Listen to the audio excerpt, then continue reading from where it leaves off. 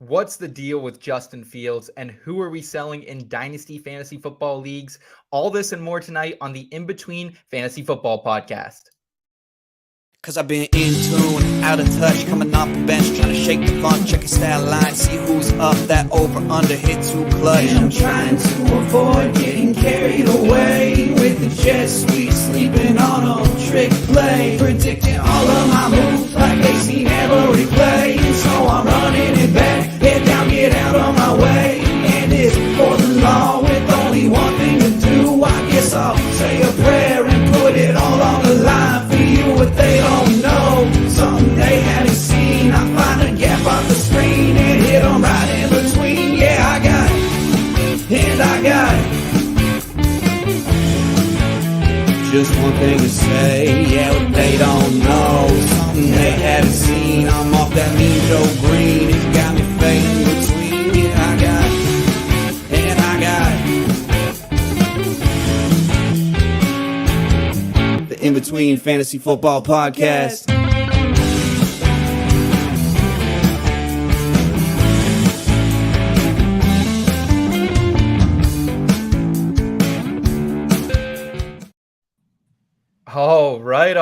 All right. It is February 21st, 2023, baby. The In Between Fantasy Football Podcast back here with you. If you guys are joining us live on the YouTube, you're probably noticing some changes in the show because we have a new intro, a new background, new equipment, new everything here at the show. We've revamped it for the 5th season of the show. I've almost been doing this for half a decade. Still suck at it, still terrible, but we're here nonetheless. Seth Woolcock still leading this ship, guys. I am joined by a man tonight who hates Kirk Cousins, who hates John Elway, also hates European footballers and the smell of gasoline in the morning. That's Mr. Nathan Polvo. And guys, I'm also joined by a stunning man from Seattle who loves the Wu-Tang Clan, summer sausages, and those Seattle Seahawks, baby. Fellas, how are we doing? Are we feeling refreshed? Season 5. Feeling good, man. And I do love the summer sausage. I'm looking forward to summer at this point.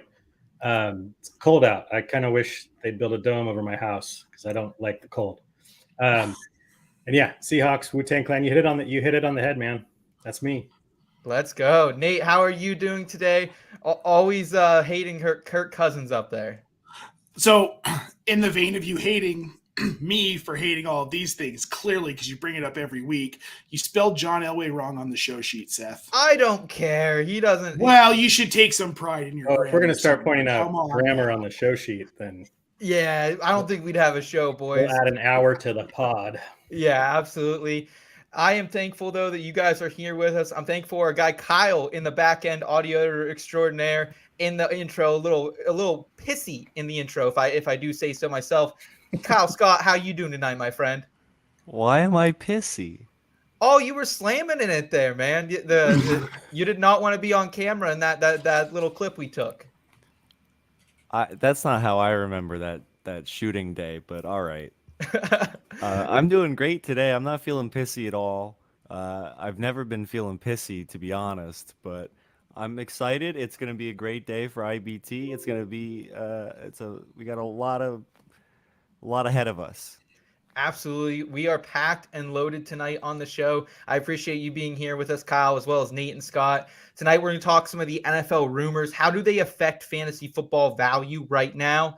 With a new segment, Bear in Mind or Bullshit. We're going to talk about that. And then we're going to break out another new segment, Rave Rookie Reviews. We're going to preview 2 rookies. And we're also going to preview a TV show or review it. We all sat down recently, watched a pilot episode of That's 90 Show. We're going to kind of walk you through that. What's our feeling takeaway from that? So a lot of fun stuff on the show. Obviously, some Dynasty sell highs as well to end it out. And I do want to welcome in the IBT family, blowing up the chat already. Looks like Dave was the first one in tonight saying, IBT in my heart is the in-between the IBT in my heart is in between the love and respect sections of my heart. We appreciate that, Dave. Calling out the new intro as well. We got Didi back in the chat. Good to see you tonight, Didi. Brad, hey, fellas. Hey, Brad, good to see you out there in Australia, our friend. And we got Toronto Dave. Is that a Cordell Stewart jersey? Or is that Dave Stewart Pitt jersey? No. Cordell Stewart, the man, the myth, the legend, the Slash. The Slash, baby. And we got Albert back in the chat. Good evening, IBT. Good evening to you, Albert. Guys, pour one up with us. Let's have a drink. It is season 5. We have so much new stuff coming your way. We've been working very, very hard in the back end. And I want to first welcome in our new giveaway that we're going to be giving back to one of the members of our IBT family. We have a Keyshawn Nixon autographed Packers Salute to Service helmet. I don't have it here with me. It's on the other side of my office right now. But when we hit 400 subscribers, we want to give that away to one of you guys. We would love it if it's someone who's in the chat with us, consistently hanging out with us. So you can go ahead and enroll in the giveaway. We're going to drop that link in the chat for you. And then you can go there, just have to fill out a couple things. Make sure you're subscribed on Twitter, podcasts, that type of thing. And then we're going to give that away when we hit 400 here. Nate, I love Keyshawn Nixon. He had a big return for the Packers this season, brought that special teams unit back to life. Yeah, I have a special place in my heart for kick returners. So anytime a kick returner does well, makes me happy. Anytime we can give away a kick returner's signed helmet, that makes me even happier. So guys, make sure you go to that link on the website, do everything you need to do, check the boxes, and you've got a shot at that helmet. Yes, let's go. Then some are calling him the next Devin Hester. So go ahead and get the next. Devin Hester should be in the Hall of Fame. Just yes, I agree with you. I agree with you there, Scott. Guys, we're going to have a lot of debate today that I don't think we're going to agree about. Starting here with the Chicago Bears in our first segment. Bear in mind or bullshit? This just in. Breaking news. Man, that sounds like a bunch of bullshit to me.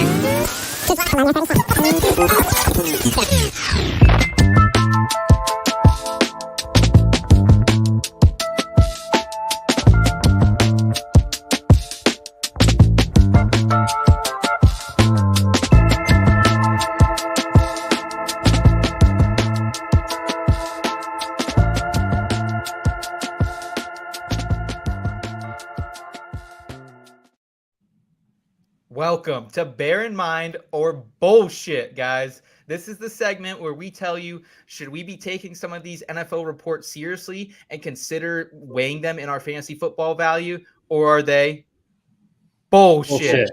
There we go. I got so close that time. We're working on the timing with that. A couple more episodes into season 5. We'll have that figured out for you guys. Let's start with the first headline here. Justin Fields admits on a podcast he doesn't like playing in the cold. And I tweeted it out that I think, honestly, the Bears should consider moving him, not just because of this, but I think this is another thing that just adds to the list why they should be. I got buried by Chicago Bears fans. They have been blowing me up for about a week. I've been told to get a job, to get off Twitter, to get a life, like everything. The Chicago Bear fans, not too friendly with me right now, guys. And the reason I'm saying that I think they maybe should consider it right now, trading Justin Fields, like the cold should be an advantage to quarterbacks. Am I right? Like Brady, Big Ben, Burrow, Mahomes, those are guys who have all thrived or are thriving now playing in the cold. I've never heard any of them come out and say, oh, I hate playing in the cold. Like that just doesn't make sense to me that they would do that. I think they should move off him for a top 10 pick and some. They could take a new quarterback at 1, maybe even move that 1 then back to 4, get a big guy like Will Levis. They're playing up in Chicago. They might want that big arm cannon of a guy like Will Levis. And like the one thing, and I know I'm going to get buried by both of you. I'm going to get buried by the chat tonight. But like the one thing all the Bears fans were saying, Justin Fields gives us hope. Justin Fields exciting. I get that. But like, I'm not trying to watch an exciting team if I'm a fan. I want to win some chips because I've watched the killer bees for the Steelers. Antonio Brown, Lev Bell, Big Ben. They were awesome. They never won a ship. 5 years later, I could care less about that 2016 run. This is still a quarterback who lost 8 straight games as a starter last year. So what do you guys think? How do you feel about Justin Fields here admitting on the podcast that he doesn't like the cold? Dude, this is such bullshit. No one likes playing in cold weather. Just because they don't say it doesn't mean that they enjoy it or want to do it.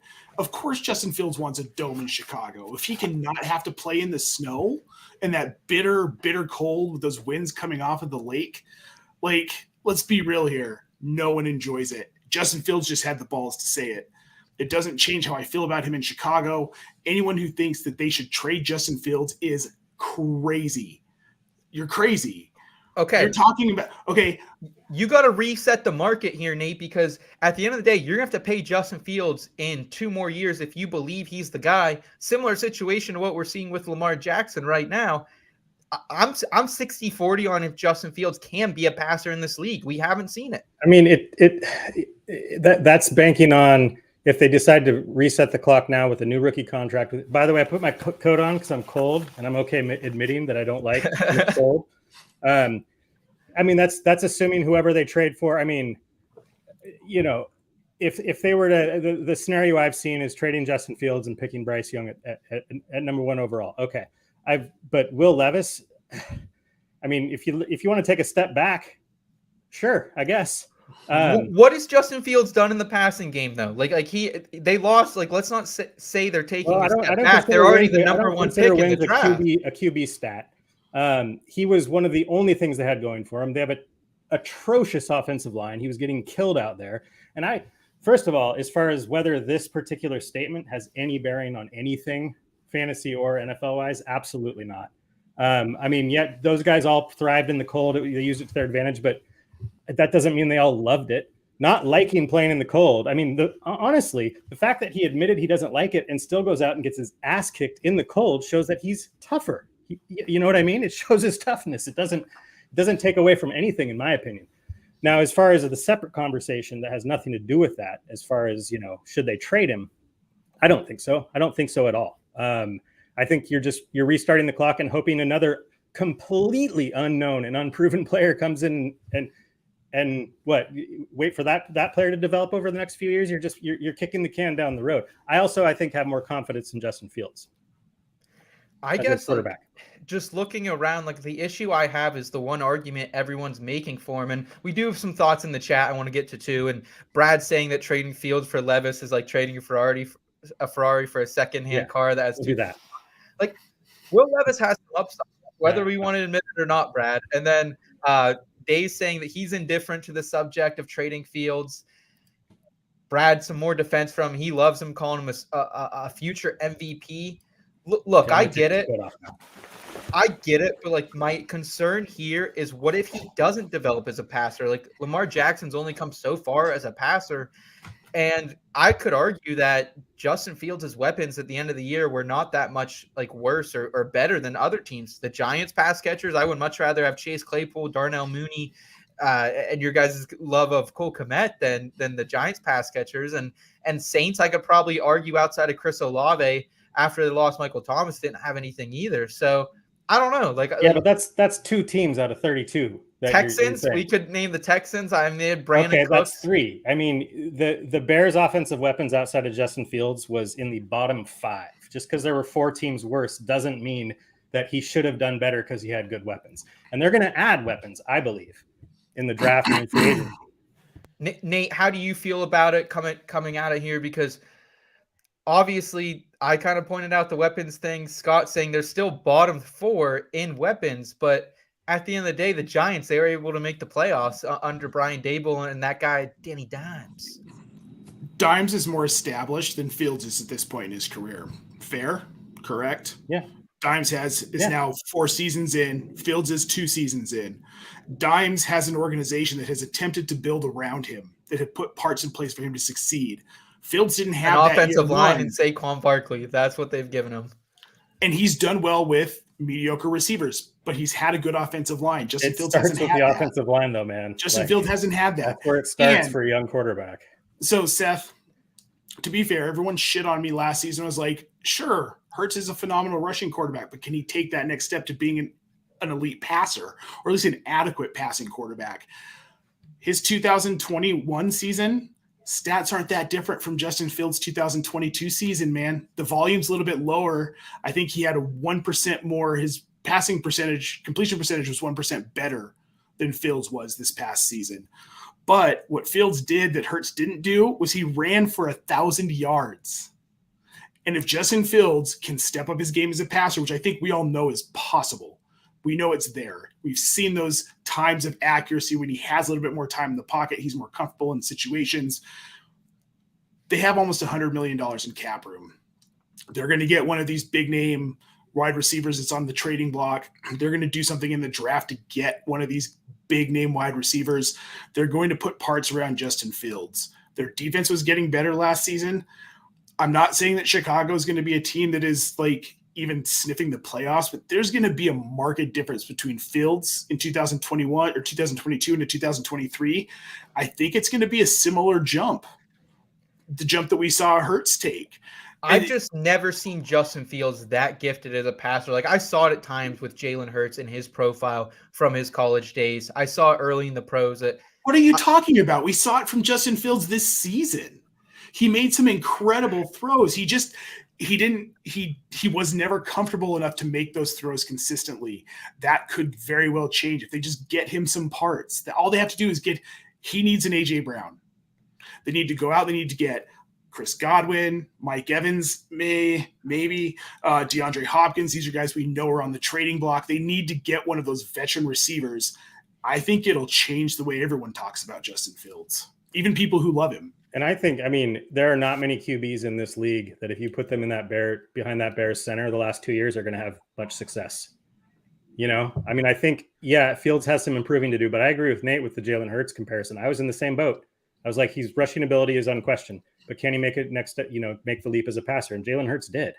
And I think Justin Fields potentially in college was a better passer than Jalen Hurts. So, I think the sky's still the limit for Fields. And I think giving up on a rookie 2 years in to try and restart the clock or because it's not going to work and you're already 3 years away from a contract. You start going down the road of like, oh, he didn't pan out in his rookie year. Now we only have 4 years left. So let's trade him. It's like, you can't just keep restarting.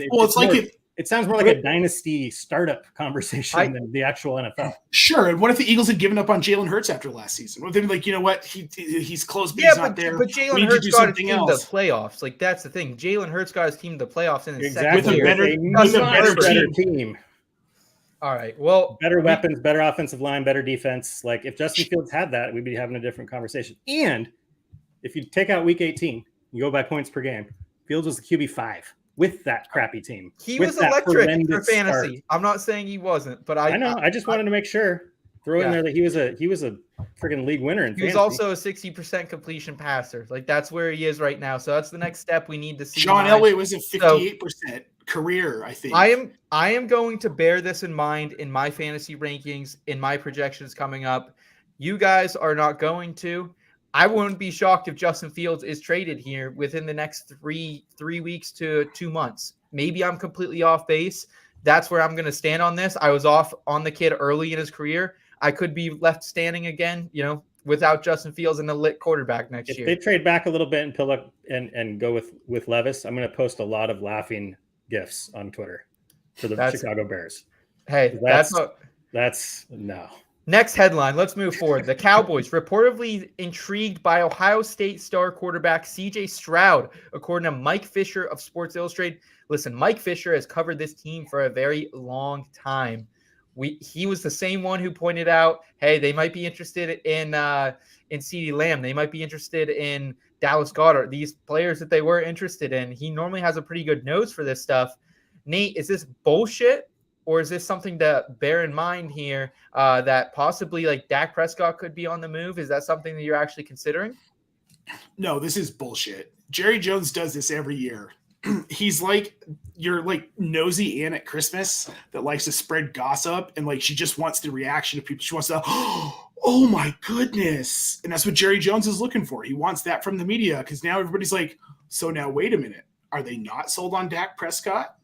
The Cowboys are now the talk of fantasy circles, NFL circles because of this, because it's a sign we gave up on Dak. There's no way that they're going to do the things that they would have to do in order to get C.J. Stroud. They've got Dak Prescott. He's under contract. Jerry Jones believes in him. This is noise. It's just noise. Yeah, this is a big nothing burger. It couldn't be more vague also. They're intrigued. It's like, okay, me too. But like Nate said, I think every year there's some player that's not really a realistic option for the Cowboys. That there's a rumor or a story about Jerry Jones being enamored with the player or whatever it is, and it never pans out. I mean, this would be a big shock if they made some move to move away from Prescott and trade up where they would need to get Stroud. Yeah, I think my issue is like Jerry Jones is actually kind of a pussy, and I think he's all talk, and that's exactly what he's doing here, because at the end of the day, like, he's the reason the Cowboys offense regressed to me. He traded Amari Cooper for a 5th-round pick for basically Matt Walazico, an offensive lineman who played 1 offensive snap and 11 special team snaps. That's what he traded Amari Cooper for, and then he signed Michael Gallup to a huge deal, 5 years, $57 million. Now they can cut him after this year, and it's a $6 million cap hit, so it's not a terrible deal. But overall, like, why pay Michael Gallup all that money when he's not nearly as talented as Amari? Now they lose Kellen Moore. If anything, I think the Cowboys are bound to regress unless they add some more weapons here, maybe retool that offensive line as well. Yeah, I mean, they just need to feed Tony Pollard just over and over and over again. But they won't. They're going to continue to feed Zeke until he loses a leg. Scott, we know this. Dallas, part of me wants this team to be good just because I have friends who are Cowboys fans. But this is Jerry Jones. Like, he got really lucky with those 90s teams where he had Jimmy Johnson and then Barry Schweitzer.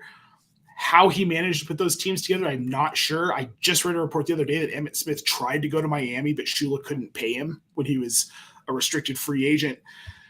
This is what Jerry Jones does. He made Jimmy Johnson walk away after winning a Super Bowl because he hated dealing with Jerry Jones. Switzer lasted, 2-3 seasons, Scott? Something like that before he won a Super Bowl and he left. It's like, I got my hardware. I can't deal with this man. This is this franchise. It's what they do. He makes noise, but they don't actually make moves. They pay people like Michael Gallup that kind of money. So for fantasy terms, I don't think there's anything we can really move or adjust here on the Cowboy side.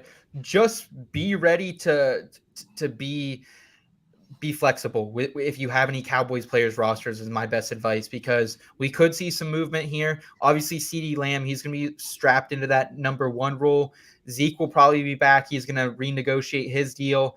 Pollard, I think, is going to get the franchise tag as well, so he'll probably be back. So the only person who I think is going to leave this team is Dalton Schultz. He's not going to get the franchise tag this year. Dalton Schultz, I think, goes out the door. Keep an eye on Jake Ferguson in your dynasty leagues and in your redraft best ball leagues. Jake Ferguson out of Wisconsin, love him. He tore up the Big Ten a couple years ago. He's going to be the new Dalton Schultz, in my opinion. So something to keep in mind there, guys. Last headline here. Nick Wright today on Fox Sports 1 says he believes Lamar Jackson has played his final game as Baltimore Raven. So there's 2 things to keep in mind with this for me, guys. The first is, okay, does this could this actually be something that is true? Nick Wright, I feel like he's a pretty good analyst. He normally knows what he's talking about. He's saying that if they don't move off him this year and they don't want to pay him, next year it's going to be even more difficult because his value, teams are going to know that they can't franchise him again 3 times in a row. So they're not going to get as much as they would this season. That's the first part. The second part of this that we need to either bear in mind, or is it bullshit? Could another passer come in and actually elevate this team? We saw Mark Andrews' best stretch in 2021 with not Lamar Jackson under center. So is this bullshit, or is this something to bear in mind here, Scotty? So I say bear in mind just because I was watching ESPN. I was watching Ted Bruschi on ESPN. He brought up a really good point. And you could say this about the whole Dak, CJ Stroud, all that stuff too, is I feel like what I thought I knew about what teams would do for a quarterback is different than it was a year ago, specifically, or in the last few years, specifically because of Deshaun Watson and Russell Wilson. I mean, the Deshaun Watson, that deal seemingly, somewhat out of nowhere, how big and how guaranteed it was. And then Russell Wilson, of course, I like to talk about it. I just finished an article about there's no way he's getting traded, and then boom, traded. So I wouldn't put it past teams moving mountains for Lamar Jackson if he were to become available. It depends. I mean, there's rumors about they're going to put the franchise tag on him because they can't reach a deal with him right now. Then it brings in whether it's the exclusive or the non-exclusive, because the non-exclusive, he would be able to go and try and make It'll a be deal. the exclusive because I they mean, I don't would want to lose assume him so. just And I mean, for the two firsts, non-exclusive is, as far as I understand it, is far less compensation Yes, than the yes. exclusive. Certainly. I think 45 million is what 45 he's million looking for the at. exclusive. Yes. Now, whether he plays under that or holds out, I think if they put that tag on him and then those penalties start to incur for holding out, I think he plays for the Ravens. Okay. But I think the reason I say bear in mind is because I don't think this is just utter nonsense. I think this could have some legs to it. So I agree, Scott. I don't know if you guys remember me talking about this towards the end of the season where there was chattering that Lamar Jackson was maybe going to be on his way out in Baltimore. If you look at the last couple of seasons, he's missed a significant amount of time. It's impacted his team significantly. They've missed the playoffs. They've not played well towards the end of seasons. Neither has Lamar Jackson. His value is at an all-time high. Do you want to pay this guy long-term? If you're a GM, I don't, because I don't know what I'm going to get. It could be a really bad decision to trade him, but I'd rather take the risk at this point, get what I can, and get a quarterback that's going to work in Monken's system a little bit better than Lamar Jackson. And I think Lamar Jackson wants out too. I think he feels handcuffed by the team. I don't think he likes Harbaugh as much as we all assume he does. I think that he's pissed off about how long Greg Roman stuck around when we knew there were problems last season that he was allowed to come into 2022. I think there's a fractured relationship here. They might be able to repair it. They may figure it out. They may have Lamar Jackson back, but I think right now the focus is on probably getting him moved either before the draft or at the draft. Okay. So you guys are saying this isn't bullshit. You're saying this is something we should bear in mind here. Who does this affect fantasy terms? Because obviously Mark Andrews, he's been a tight end one really since his career began, starting in his second year. He's been electric with Lamar Jackson under center, but he's also been great without him as well. Josh Johnson's provided fantasy points to him. So is Snoop Huntley. So we can't determine who their quarterback would be if it isn't Lamar. But Scott, are you panicking if you have Mark Andrews in any dynasty leagues? You're just going to be sitting tight here. I'm sitting tight. I mean, there's so much. I mean, if you think about it, kind of like the way it was with the Russell Wilson trade, if something were to happen, it would be a very monumental story in the NFL if Lamar Jackson gets traded. So to me, the odds that happens, just because those big monumental things just don't happen that often, are not high enough for me to start actually taking actionable moves with Ravens players. I mean, you could, but I mean, it's so early in the process. One, if he leaves, who comes in? Would that be good or bad for the players that are there? One, if Lamar leaves, where he goes, is that better or worse for the players? That there's too many moving parts with the amount of uncertainty involved for me to, like I said, to really take any kind of actionable moves right now. Okay, so I want to summarize this up here for us. This first section of the show, bear in mind or bullshit. We're saying that we should be bearing in mind that Lamar Jackson could change teams here, but we don't have enough information to weigh it into our fantasy decisions. For the Cowboys, I think it's still going to be Dak Prescott under center next year. We're thinking the CJ Stroud rumor is a little bit of bullshit here. Keep Jake Ferguson in mind. Round out this discussion here with Justin Fields. Is he a 100% locked and loaded QB1 for you next season, regardless of team? Can I just ask that? Even though you guys don't think he's moving teams here? Yeah, he is. Yeah. Okay. Because that's what I'm saying. I actually think he could be a better option on another team. So I'm excited to maybe possibly see that. But we will see what happens with Justin Fields, Dak Prescott, Lamar Jackson, the quarterback carousel here in a little bit, guys. Let's jump into our next segment of the show. Really excited to unveil this one. Let's get into some Rave rookie reviews.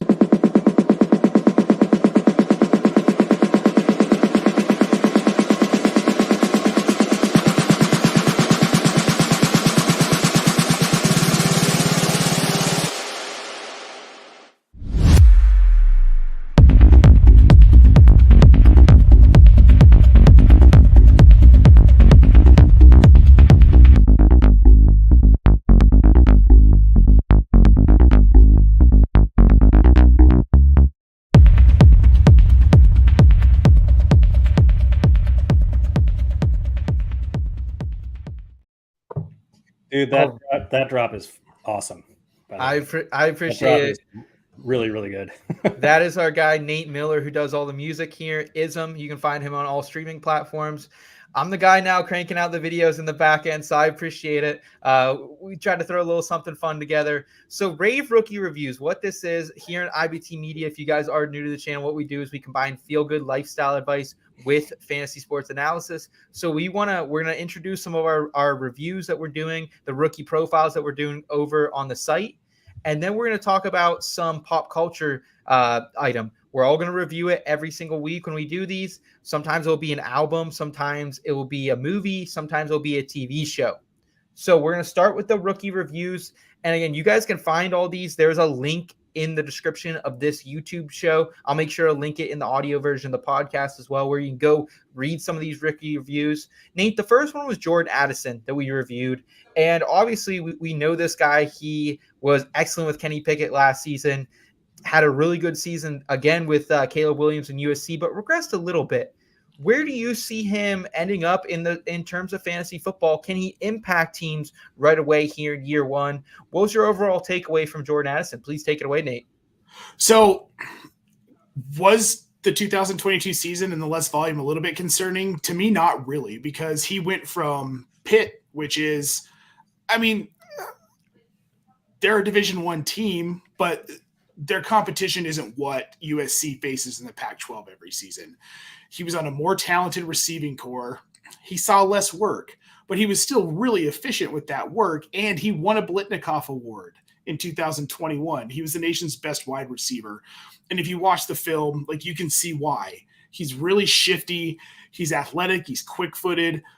And he really can work anywhere on the field effectively. If you look at his splits last season at USC, it was pretty much an even split from the short range, mid range, and deep threat passes. He really can work the whole field. And something you saw a lot if you watch any of his college film go all 3 years is the way that he can turn cornerbacks with his footwork, especially in the middle of like a fly route where he'll just do a little something. He'll do like a hip turn. It looks like he's moving. He'll get the cornerback, turn his back, and the cornerback's on his back, falls over because of Addison's exceptional footwork. Those are things that just translate well to the NFL in general. If you can do that to a college cornerback, you can adapt and do it to an NFL cornerback. So let's talk some of the cons of this player. And Addison, your comp to him, Nate, was Devonta Smith. Yes. And I think that's a very fair comp. I don't think that Addison plays as big as Smith does. Smith is a very slight guy, and as we saw in the Super Bowl, goes up and makes extraordinary catches. I kind of comp him somewhere between a Smith and a Paris Campbell to me. I think he's somewhere right in the middle there. Does lack some of that size and strength. However, he's shifty. So, Scott, do you have any concerns that the lack of size could hurt Addison at the next level, or are you ready to invest in him right away? Has to do with this receiver class. He's at the top end of this receiver class, in my opinion. Part of that has to do with, I believe he's going to, I've seen, it's mock NFL draft time, so we're checking out all these mocks. He's definitely a first round wide receiver, and I've seen him as either the first, second, or third receiver off the board, along with JSN and Quentin Johnson. But yeah, I mean, his lack of size is a concern. I mean, there's a lot of historical precedent that, under a certain size, the success rate is lower. But Devonta Smith bucked that trend, and I think Jordan Addison can too. I was talking with our buddy Herms the other day, and I was a very qualitative, like more gut feeling view I have of Addison is he's going to be that guy when he plays against my rooting team. He's going to piss me off because he's going to be getting catches and getting open all day long. He's that type of receiver to me. And he had good advanced metrics too. I mean, breakout age of 18, yards per route run was in the upper echelon of this class. So, I will be. I think he can be one of those receivers that midway or a little bit later in your rookie first round, you can grab him. Okay. And where are some of the best landing spots do you guys think for Jordan Addison coming out of USC here? I think Pittsburgh obviously is one that all comes to mind. If he was reconnected with Kenny Pickett, that'd be awesome. Obviously, we think probably that would also come with Deontay Johnson being moved is what I would assume personally. Deontay obviously having kind of a down year, no touchdowns for him here in 2022. So I think the Ravens are another team that could possibly be after him. The Titans, if they don't go quarterback here in the first round, I think those are all possibilities for Addison. Nate, is there another team that sticks out that you would say that would be a dream fit? I would move him up my ranks drastically if that was the play. Yes, there is. And it's the Buffalo Bills, because I think he would be a phenomenal complement to Stephon Diggs. He would do what Gabe Davis can't do, which is actually catch the ball in a high pressure situation. And I just think his ability to work short, mid, and deep for Josh Allen it'd be like having a more reliable Isaiah McKenzie with better hands, if you will. Okay. So I think overall we're probably seeing Addison guys likely hanging around that, late, 10th, 11th round. I'm going to say in redraft, probably where Olave was last year, which I think will probably be a value for him once again here in 2022. And I think in dynasty leagues, you're probably looking at what? A mid to back end player right here. Obviously not going to go in front of Gibbs, Bijan Robinson, or some of these other elite wide receivers, but I think he's right there probably in that 7 to 8 range, Scott. Yeah, that's right about where I'd have him. That's why if I have that pick, where your pick is in a rookie first round, the way you view the value of that pick changes and fluctuates all year long. But now that this is starting to just kind of materialize somewhat, I'm fine with that area because of somebody like Jordan Addison. Receivers are gold in Dynasty. We got Brad saying, I don't hate that comp. I thought Tyler Lockett, but I might like Devonta comp better. Yeah, Nate came to me with that comp and I really liked it. We got Josh in the chat correcting me, USC, not UNC. Yeah, my apologies there if I did say UNC. Got too much Drake May on the brain now. UNC is Josh Downs. Yeah. Josh Downs, everybody. Yeah, let's go, baby. Appreciate Josh tuning in tonight, man. Nova. Hey, might be another PA Bowl here in the chat. Let's go, baby. I'm not a Nova fan, but I respect Nova. I do root for them in March Madness. I do pull for the home school there in March Madness. Hope you're subscribed to the channel, Josh. Come back and hang out with us again. Guys, any final thoughts here on Jordan Addison, or can we move to the next player I want to spotlight tonight? Let's do some Chase Brown love, man. Yeah. All right. Yeah. So I've weirdly talked about this guy quite a bit, even on our last season of the show, because I watch a lot of Big Ten college football, and Chase Brown was electric this season. Illinois was someone very, very fun to bet because they were consistently being not viewed as the favorites in some of these Big Ten matchups, and Chase Brown would go and run all over these opposing Big Ten teams. What you got to know with Chase Brown here, guys, is he started his career here in college at Western Michigan, got a little bit of run his freshman season, ended up transferring to Illinois, redshirted 2019, 2020, didn't really see him then, saw him a little bit in that shortened COVID year, 2020 to 2021, but it was really these last two seasons where he broke out. And it was especially 2022 where he broke out, guys. 328 carries for him, over 1,600 yards, 13 total touchdowns for him, saw 27 receptions. And I said this on a recent podcast, and I see him somewhere between a mix of Christian McCaffrey and Raheem Mostert. He's 5'11", 202 pounds. And you look at McCaffrey's last two seasons at Stanford, 295 carries, 1,800 yards, similar to Brown's 328 and 1,600 yards. So, these are both workhorse type of caliber running backs. I don't think he's as talented as McCaffrey, and I think everyone would probably be with me on that. What he does lack a little bit, he's a little too patient at times trying to find those holes. Not a great short yardage guy and does fumble the ball some. So there are some concerns at the next level here. However, he has that breakaway speed that Mostert has. He can be a 3-down workhorse, and he's shifty, incredibly shifty. Scott, what's your overall feelings when you talk Chase Brown, when you look at the tape, when you dive into the analytics? Are you as excited as I am about this potential Illinois dog?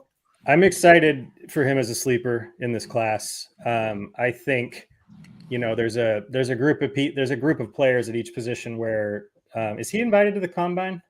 Do we know that? Yes, he will be. Okay. There's a group of players with every year in each position group where there is a lot riding on how he tests at the combine. Partially because he was a 5-year player, nowhere near an early declare. So that, I mean, again, it's historical probabilities with stuff like that. There's no, oh, he's a 5th-year player, so there's no way he can succeed. It's not like that. It's just the odds of 5th-year players succeeding are just lower. But I do like he had a upper echelon breakaway run rate. That's 15+ yard runs or more per game with this class. He has home run ability. He's very shifty. It's really, I mean, if he goes higher in the draft than expected, then yeah, I'm going to want him. This could be like a James Cook situation where he does jump out if it's the right team, someone like that, Damian Pierce, where he moves up. Right now, he's probably in that back end of the 2nd round range in rookie drafts. And he's probably, I mean, if he gets with the right team, he could be a firster. He's definitely one of those guys where if I'm drafting early, like there's a lot of leagues that are drafting just all year long, before free agency, before the draft, before combine, all that. He would be a player that would be in my spotlight as somebody to grab a little bit later at a potential deal as a dart throw right now. Again, so much of it is going to hinge on the combine and his draft capital. Nate, how do you feel about Chase Brown here? Obviously, the Big Ten, they're not the SEC. There's not that level of competition, but in my opinion, it is the 2nd best conference in college football. His best team that he faced all year was Michigan. 29 carries, 140 yards, 2 touchdowns. They almost, the Fighting Illini almost pulled one out there, 19-17 in the Big Ten. Playing against that top competition, he thrived. Do you think he'll thrive in the NFL, Nate? So I'm up in the air on this. This isn't necessarily a talent comp, but a draft situation comp. Michael Carter, when he came out of UNC, Josh, just so you're not disappointed, now we have referenced a correct UNC player. Let's go, here. Baby. I think he'll find himself in a similar situation to Michael Carter, where a team drafts him, they're excited about him, but they're not going to really roll him out as a feature back. And unless he has some things happen during the season in front of him, an injury, drastic underperformance, we're not going to see a whole ton from him year 1 or year 2. Because of that, I'm probably staying away from him in most rookie drafts unless he drops to that late 3rd round or 4th round where, let's be honest, we're all throwing darts at those players because we have no idea. I was taking Daniel Bellinger and Jeremy Ruckert in the 3rd and 4th rounds of drafts last year because I was like, screw it. I don't even know what any of this is going to be, so I might as well go some guys I like. And that's kind of where he falls right now for me. Now, okay. if he lands somewhere like Houston as a compliment to Damian Pierce, I could see him being inserted into the passing game immediately, which makes me a little bit more excited about him. Carolina would actually be somewhere where Carolina would be awesome. I think would be kind of an interesting situation where I might be able to take a little bit more of a risk and take a mid-3rd on him. But I kind of think that's where we're at with him. The talent's there, but it's not that breakaway elite talent where it's a guy who's going to get immediate, without question reps off the bat. Okay. Yeah, and I just love the fact that he is a shifty player and then he can take on a big workload. So I think that if he ever is a featured guy, I think his ceiling is a mid-tier RB2. I think that's where he could max out at. I don't think he'll ever be an elite RB1, but I think he could be in that RB2 range. I think he is going to start out probably as a change of pace guy in a committee. But, Dolphins even, there's some really fun names that he could end up there and, shake it up a little bit. So Chase Brown, that is another person we're highlighting today. Again, you can find these rookie profiles over on the site. And part of Rave Rookie Reviews, the new segment, we are going to review a television show as well tonight. We're going to talk about the one and only That 90s Show. And to do that, we're going to welcome in Kyle Scott. He's our audio editor. He's also a movie and television buff. Kyle, how you doing tonight, bud? The vibe's all good out there in the Berg, I'm assuming. Oh, the vibes are fantastic out here. I don't know about State College, but, weather's not too bad out here, to be honest. For February, oh, yeah. Good. Oh, yeah, we're catching that early spring vibe right now, honestly. 50s, 60s, a little bit of 40s action in there, but really, really good overall. We have a storm we're sending your way because it was 60 today. It's going to be – technically our high tomorrow is going to be 33, but we're going to hit that at midnight as the temperature drops down to 1 tomorrow. So Okay. Enjoy it while it lasts. Pennsylvanians. Kyle, I want to bring you in here, and can you set the stage about what this show is about and just kind of set it up for us here a little bit? So we're talking about that 90s show, which is, I guess you could call it a continuation of that 70s show, a bit of a spin-off. Not like that 80s show, which was like a completely different show from that. Wait, that was a 70s show. That was a show? Yeah. I never even heard about that. Okay. Yeah, it sucked. No one watched it. So bad. It's got like, it's the original cast has kids now, and they're all hanging out at the original house for the summer. Yeah, it's on Netflix. It's a bit of what you might call a cash grab. Okay, so let's talk about this. We all sat down. We at least watched the pilot of this. Callie Harvada, she is the star of this. You have some really young and upcoming actors, of course. Mila Kunis, Topher Grace back in this. Ashton Kutcher makes a cameo as well. I thought it was like high vibes. I laughed a lot in this show. I spoiler, I did watch the entire series. I binged it when it came out. I thought it was really awesome. I kind of love just the fact that it does show that 90s style of television too. And like, that's kind of where I grew up. Kyle, you're about the same age as me. So, late 90s, early 2000s, like I could relate a lot to it. Scott, you love TVs and music and movies. You have your own show dedicated to pretty much just that, comparing it to fantasy football, pulp fantasy. What was your overall takeaways? Were you feeling it? Because, nothing makes it more than seeing Red and Kitty Foreman back in that original house. No, absolutely not. Oh, I would like those minutes of my life back. I will never get them back. I thought it was kind of cool to see the original people come in and, the fake audience laugh track laughter, which I can't stand. Oh, it's the worst. I do like laughter. I do like a all, laugh all track. that happened with the old characters coming in, like Topher Grace, for instance, is that he looked like he hasn't aged at all and made me feel really old. You know what I mean? He looked exactly the same. But beyond that, the only thing I could comp it to is like my daughters have gotten past like cartoons and are now starting to watch Babysitter's Club and various other like Nickelodeon younger audience sitcoms. And that's what it reminded me of, is some of the sitcoms that they watch that I come in, check it out for 5 seconds and immediately leave the room. I think for me too, like I grew up on this kind of TV as well. I mean, I grew up on shows that were the multi-camera, laugh track studio audience or whatever. I grew up on that too. It wasn't until the 2000s that the single camera Office, Parks and Rec, all that stuff came out. So I grew up on it too, but it was like, it's so blatantly obvious when they hit the laugh on the button backstage when it's not that funny. It's like it makes it even less funny because you can tell it's just being pushed. And I mean, these kids that are in the show, they might turn out to be good actors, but they were not in this show. It was just cheesy, bad acting. Like honestly, the mom was annoying me, and I loved her during the original. Oh, that is kind of annoying me because it was just like, I think cash grab is a really good way to put it. I made my poor wife watch it with me, and let's just say we will not be continuing. And I mean, it could be an age thing, it could be an age thing, but like, I couldn't stand it. See, Scott, now we're basically the same age. We're a couple years apart.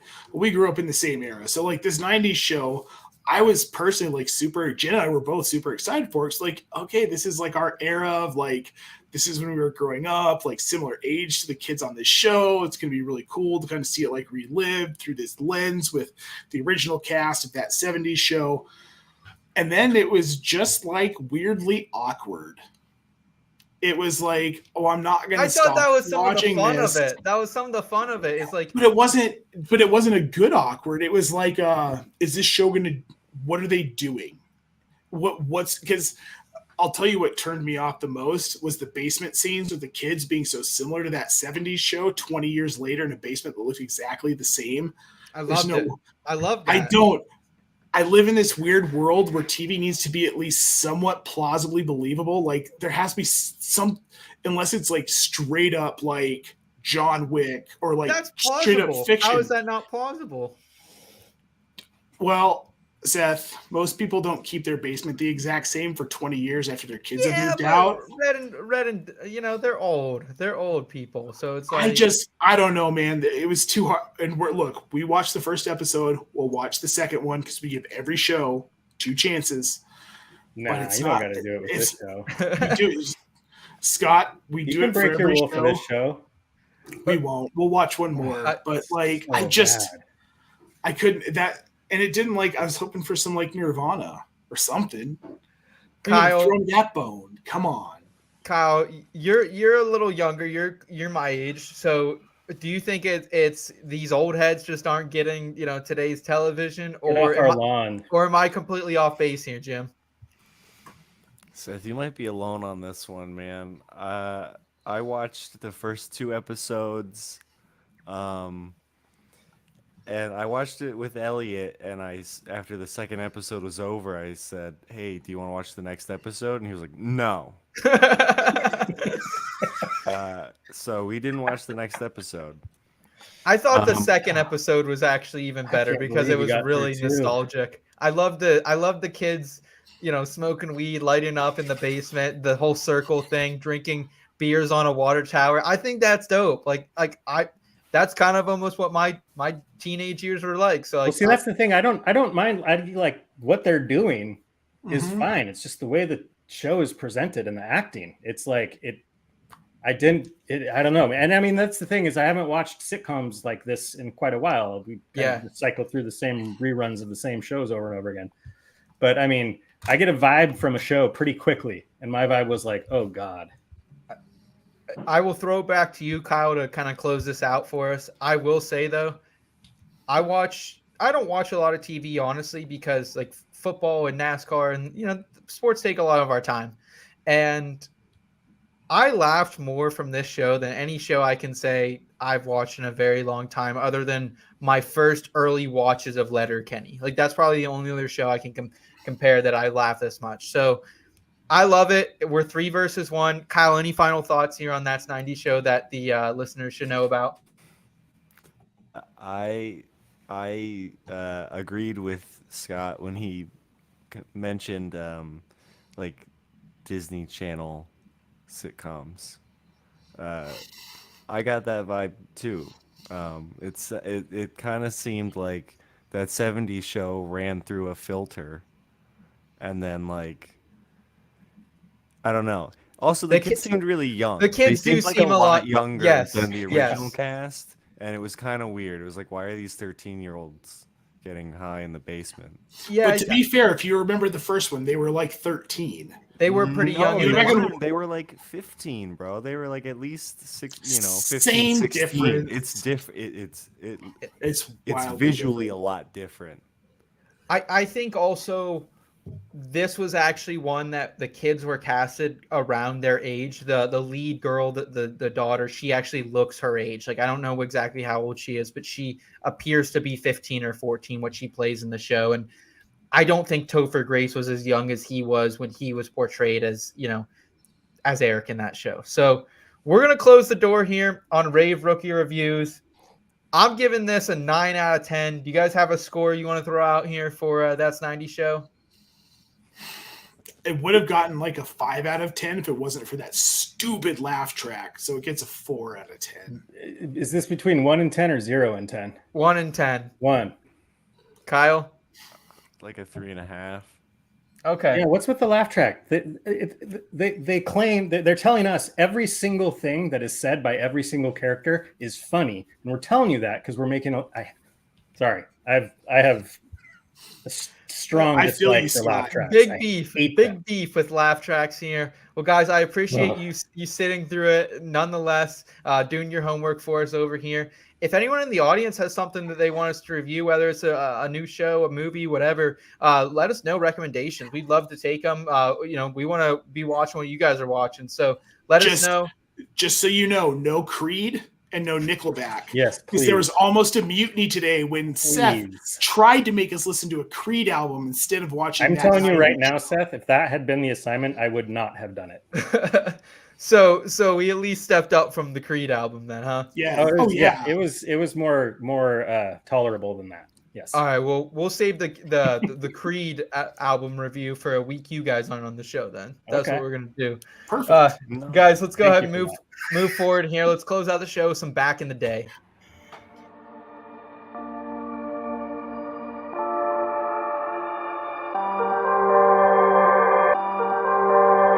They ain't make 'em like this way back in the day. Took a shot, couldn't miss way back in the day.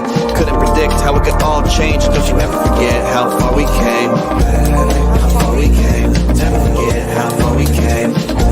How far we came. Remember how it was way back in the day.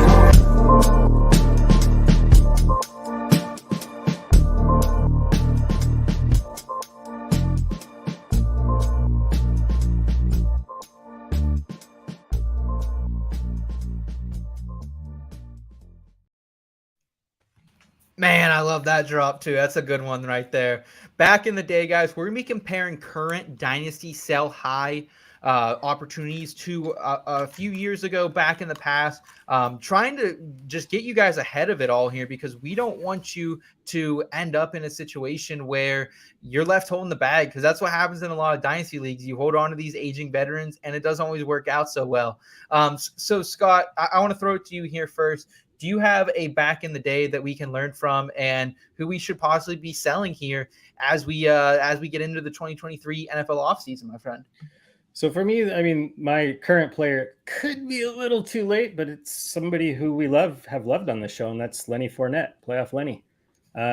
He's 28 years old. I just think from a dynasty perspective, he is coming off a pretty down year though. And it wasn't, I mean, he did play through some injury, but he was in most of the games. So it wasn't, you can't necessarily chalk it up to solely to injury. So 28 years old, that's right around the age, at least in dynasty, where, even maybe a little bit before that, where you want to at least think about moving off of running backs who have had success. Cause I mean, Fournette, when he's been healthy, he's been an awesome fantasy running back. RB1, baby. RB1 on the ground Lenny. and through the air. And my comp with him was going back a little far, but 2017 LaShawn McCoy. I mean, McCoy during his heyday was one of the best fantasy running backs ever. He was one of the most consistent and best running backs ever. But in 2017, coming off a top 12 year with Buffalo, same deal. He was hitting that age. There's obviously hindsight involved here. He never had another RB1 year after that. But that's what you have to think about in dynasty. You can't always wait for that bad year. That's why Lenny Fournette did just come off a somewhat rough year, but I think he still has quite a bit of name value. I was fortunate enough to move off Lenny last year as part of a package trade that worked out really well. But he'd be somebody I'd be looking at. And Scott, who would you maybe what kind of deal would you be taking for Leonard Fournette right now? Because I'm going to be honest, I got Leonard Fournette in a lot of leagues, and what can I shop him for? Oh, this is where it gets a little fuzzy with me with veterans. I mean, if you're talking picks, I don't know. I don't think he's gonna get you anything in the first round. No, I don't think so. But you might be able to get a second round pick for him, or maybe take a look at a player. I'm trying to, off the top of my head, I'm trying to think of somebody like maybe a Khalil Herbert plus or something like that. Somebody that hasn't hit yet that you have confidence in, which I do with Khalil Herbert, a lot of it. That still is fairly cheap. You wouldn't want to do that straight up because that's still not the best value to get back for Fournette. But if you could work Khalil plus a second or something like that, that's the type of thing I'd be looking for, like a potential high upside with Khalil Herbert. It's, his situation could change. Montgomery could be gone and he could be the guy. And his stats are kind of through the roof when it comes to advanced metrics. So that's the type of deal I'd be looking for. Okay. This pains me to say that I think you're right, because you guys know I was on Lenny coming into that 2021 season when nobody was. And I loved, and I loved Lenny that year. Didn't have as much success as last year, but was still an RB1 when he was on the field. But I agree with you here, Scott. I like this call out. Nate, I'm going to throw it over to you, my friend. Who are you selling this season in Dynasty, and who are you comparing that to? So there are some people that this is probably going to anger, but it's Mike Evans.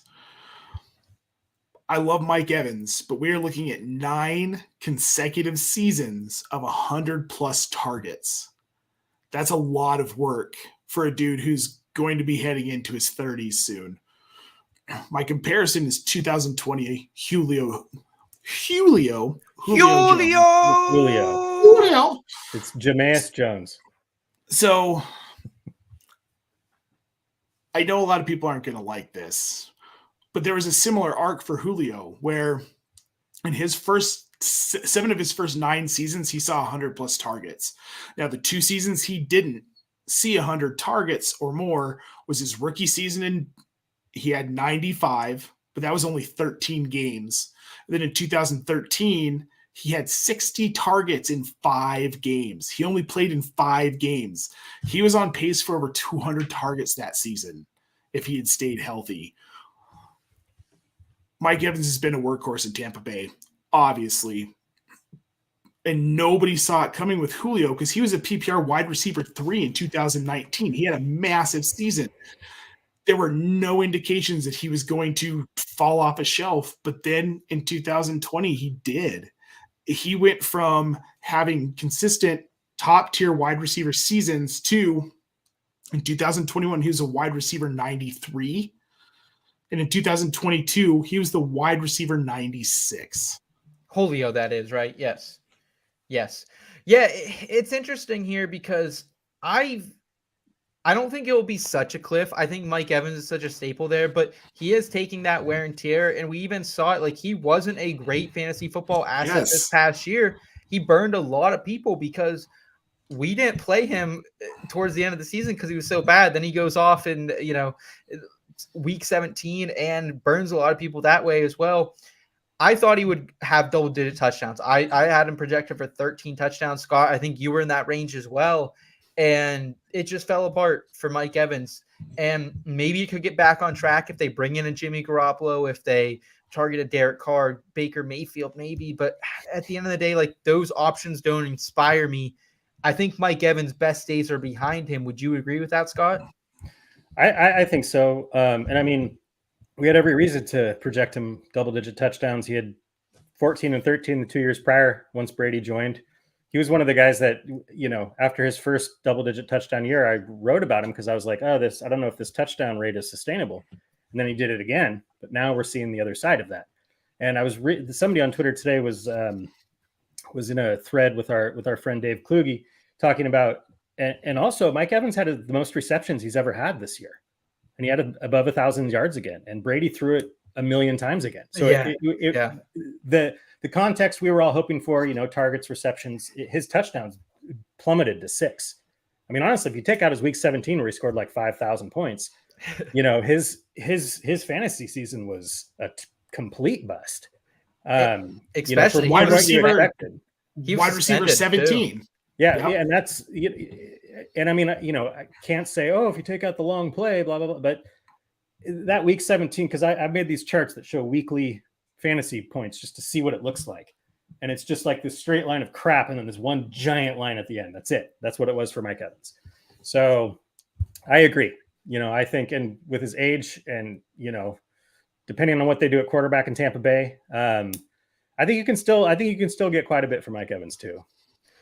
Here, the biggest concern I have is I actually think Byron Leftwich was a pretty decent coordinator, and I'm afraid of, at the end of the day, when they shift offensive schemes here, is it under Todd Bowles, who's always been a more conservative head coach? Do we see less passing? I think we do, especially Tom Brady's not going to be under center as well. So I think that volume does take a hit regardless of if it's Evans' age or not. So Nate, I like this call for you. Last question for you about Mike Evans. What are you looking to get for him? So I think his value is still pretty elevated at this point because people are looking at 9 straight 1,000-yard seasons and what he's been to this offense, and what they're maybe not taking into account that this is a team that is in complete transition. He might not even be a Buck next year. I think you can get like an early to mid second round pick for him, and then a vet, and not like a flashy vet, but like someone you mentioned earlier, a Paris Campbell, a Darnell Mooney, maybe a Cole Kmet plus that second. It's not a bad haul for a guy that, I mean, I see him falling off a cliff, and maybe it won't happen, but I see him in that like wide receiver 25 to 28 range in 2023. I don't think he peaks into the wide receiver 2 conversation necessarily even. Okay. Yeah, I think I would be willing to take like an early second round pick and possibly like a Paris Campbell or someone in that range probably for sure. I'm going to round us out here, guys, with my sell high opportunity here, and it's Alvin Kamara, and I'm comparing him to 2018 Le'Veon Bell. Just last week, Alvin Kamara indicted by a jury over a violent altercation during the 2022 Pro Bowl weekend that left a man bloody and beaten. And this is trouble. And I will say I like Alvin Kamara, but I do think he's going to be cut. Maybe not this year, but probably next year at least. He's a $19 million dead cap hit to the Saints this year, $9 million next year. And this just isn't a good look, guys. Like, there are so many good running backs coming into this season. We just talked about Chase Brown. He's probably the 6th or 7th rated highest running back in this draft right now. It is so incredibly deep that I don't think we can, I don't know if Alvin Kamara has a job that much longer. And he's been great, but the reason I'm comparing him to Lev Bell, couplefold. The one, obviously, the off the field issues. Lev Bell set out entire season. This last season he was in Pittsburgh, got in trouble with LeGarrette Blount, booze cruising, or not booze cruising, but hotboxing, rolling around the city. But it's the efficiency drop off. We saw it last season with Kamara, 300 plus touches, only 3 touchdowns for him on the entire seasons, 2 straight seasons of not being above 4 yards per carry. I like an efficient running back. Le'Veon Bell, his first season with the Jets, 3.2 yards per carry on 245 carries, and then 4 TDs on 300 touches. Like, it wasn't as bad as Le'Veon's year, because if you guys remember that, like, Le'Veon was kind of serviceable for fantasy because he got so much volume. I just don't see a world where Alvin Kamara gets that type of volume anymore. The Saints absolutely have to be drafting a running back, even if it's in the middle rounds this year. I'm worried about Alvin Kamara, guys, and I want rid of him. I know you're not going to get a great return with everything up in the air, but he's going to be suspended for part of the year next year too. I just don't want anything to do with this guy going in 2023. Am I being too aggressive here? So I'm going to say no. If you don't follow him and you're on Twitter, look up Drew Davenport. Phenomenal with auction drafts, if that's something you want to get into, but he's also a lawyer. So he looks at this stuff and he does some very succinct threads that kind of break down what the case means and what the implications could be moving forward. And boys, this is nothing to mess around with. He's facing 2 heavy felony assault charges that, if convicted, there's a minimum jail time of 5 years. So it sounds like they've got enough. It went to a grand jury to indict him. So it wasn't just a prosecutor saying, hey, I want to go after this athlete, whatever. It was a grand jury that looked at the evidence and said, yeah, there's enough here. You can take this guy to court for this. That concerns me. If he's not suspended to start the season, I believe his first court hearing is March 1st or 2nd. Yes. So it's right around the corner here. We'll know more then. I'd be moving off him before that. That's what I'm saying. You have a limited window before that first exploratory hearing, and we see what they actually have on him to get him off of your rosters. Deal him now, because when that stuff hits, his value is going to tank, regardless of if he plays this season. This is the most you're going to get for him in this next week, when people are being delusional about the fact that he beat the absolute shit out of someone in Las Vegas, and he was indicted by a federal grand jury. Well, these are felony charges. They're serious. And he doesn't seem to really give a shit about it. He was at the Daytona 500 this past weekend, which I'm glad. He's a big NASCAR fan. That's awesome to see an NFL player exploring that sport a little bit. But he doesn't really seem to care that much. Scott, I want to end it with your thoughts here. A, are you moving off Alvin Kamara? And B, if you are, what are you looking to get in return here? You only have a couple weeks to do it. Yeah, so you might have to, it's like fast food. You got to get it and go here. I'm moving off if I can, but it might be a little too late. It's certainly worth a try, but if somebody sees a Kamara offer coming their way right now, I mean, not everyone knows about when these court cases are, and I will second the shout out to Drew Davenport. His legal baby. His legal threads are, I read every single one of them. Oh yeah, they crush it. He does a really good job, and he stays very objective about everything. He's just telling you what the process is happening. So anyway, very calming. Like I find myself sometimes like the Melvin Gordon situation a couple years ago. I was like very anxious about that. Drew is very good, like anti-anxiety medicine for fantasy managers in this legal prospect range. Yeah. But I think it's still worth trying to get maybe a late first for him. And the reason I say that is because I've still seen it across Twitter, people being like, oh, Kamara is he's turning into the deal of the, you know what I mean? He's turning into this big screaming deal.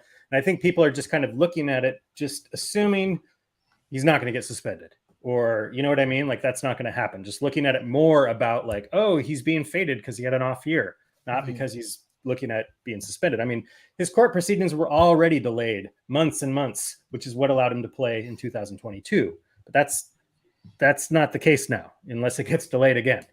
But I mean, I'd still be trying for something like that, because if you do look at it from an angle that if you hypothetically without the legal matters, I mean, for one, I don't know what the Saints were thinking last year. Like the way the amount of targets he got, it was almost criminal. Like, I don't know what they were thinking with not getting him the ball more. So there was that.